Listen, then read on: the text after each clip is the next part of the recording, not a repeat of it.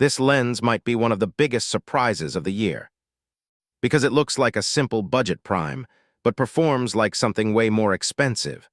The Viltrox 55mm EVO is not just another nifty 50.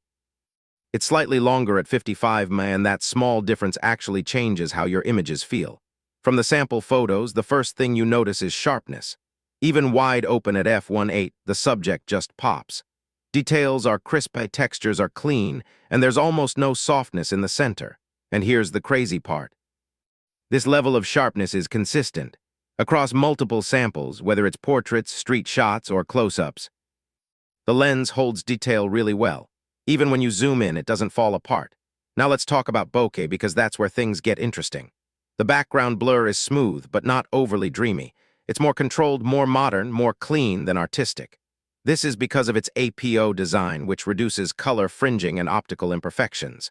So instead of that soft, creamy blur you see in vintage lenses, you get something more precise, more refined.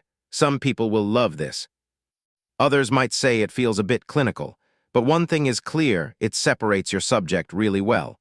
Now when you look at colors, they feel natural and accurate.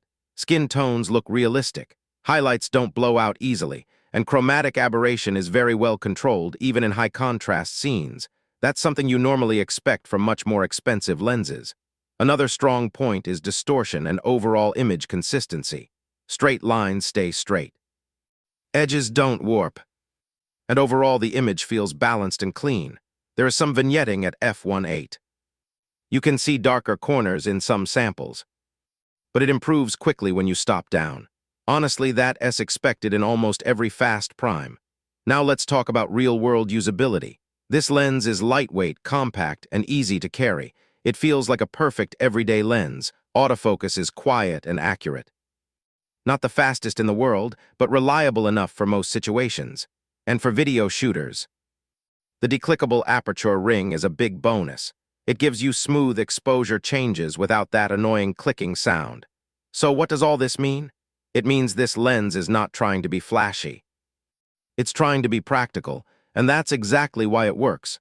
Instead of chasing extreme bokeh or crazy specs, Viltrox focused on consistency, sharp images, clean rendering, reliable performance, and when you look at the price, it becomes even more impressive.